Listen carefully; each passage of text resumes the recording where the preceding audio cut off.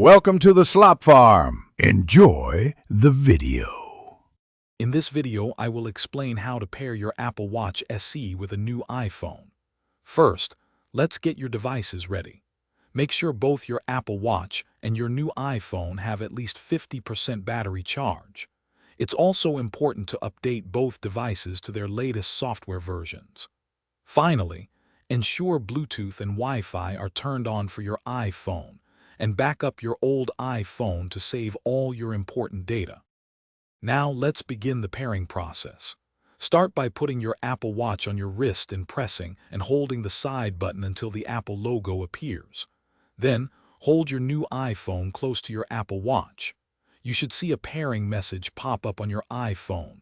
Simply tap Continue. If it doesn't appear automatically, you can always open the Apple Watch application on your iPhone and select Pair New Watch. Next, you'll complete the initial setup. Position your iPhone's camera over your Apple Watch to scan the unique animation displayed on its screen. Then, you'll choose whether to set up the watch for yourself or for a family member.